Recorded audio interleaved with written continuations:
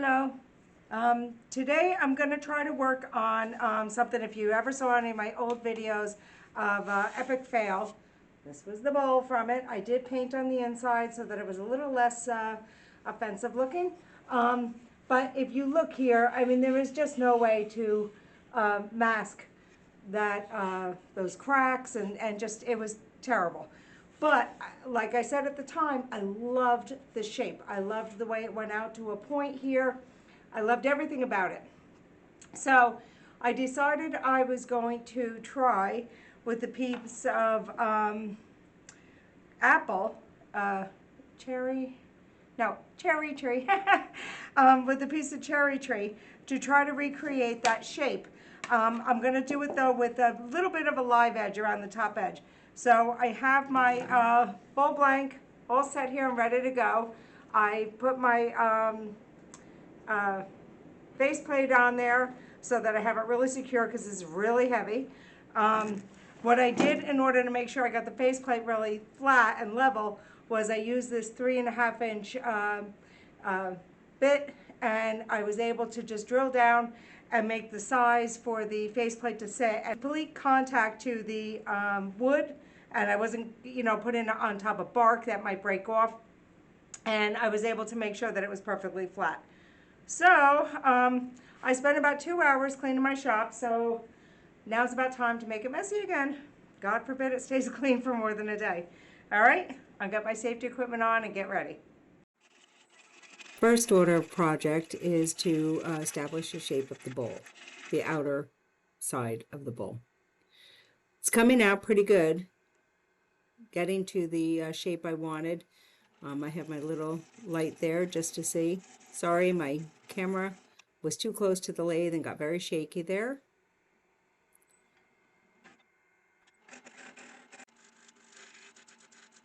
Now just trying to really finish off the shape, get the shape exactly like I want it to be, and then smooth out any lines that I see so there's less sanding to be done.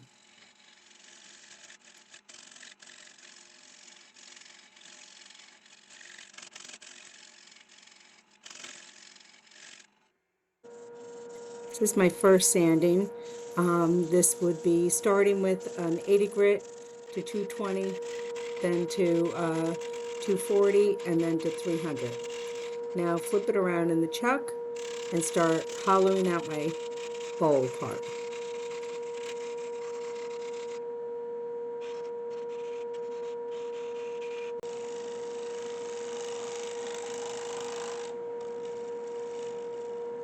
I want to get those sides all the way out to a feather.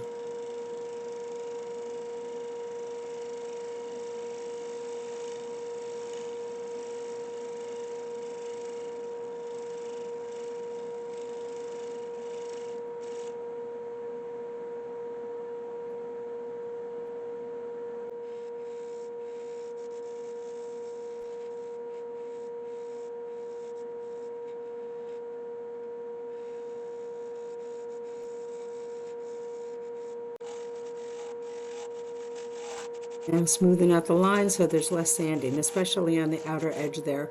That gets hairy trying to sand that. Now we do the repeat of the sanding. For the inside, start with an 80 grit. I know a lot of people start with much less than an 80 grit, but that's where I go.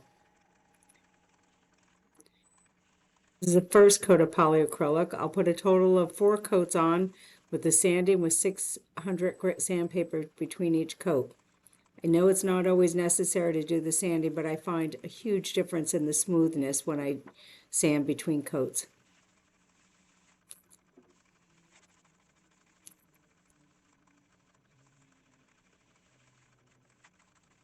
Again, starting with an 80 grit and working my way up to a 600 grit.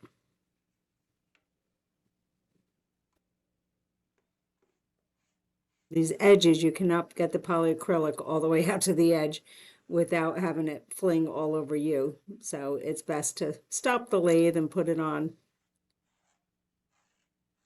by painting it on.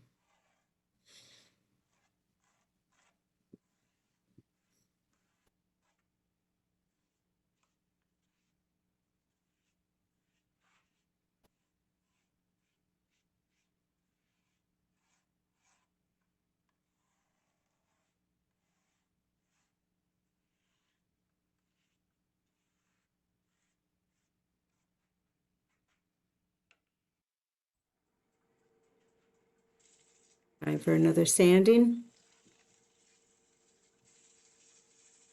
Now, when I'm doing these sandings between coats, again, it's only a 600 grit. I don't go all the way back to the 80 and work my way up to 600 again in between coats.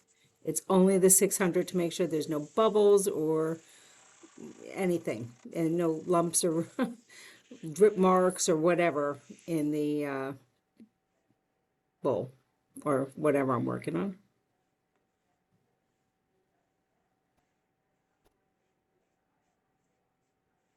Also, leaving the lathe running while the polyacrylic is drying actually keeps it from getting too many drip marks.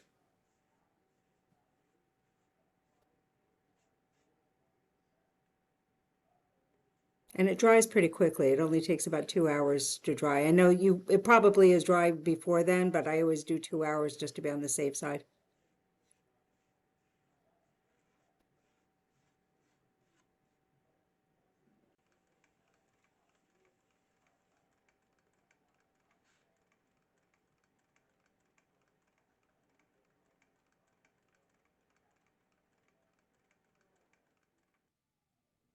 There we go. I'm really happy with how it came out. It feathered out the edges exactly like I wanted. Please like and subscribe the channel because it really helps me promote and help YouTube promote it with me. Thank you for watching.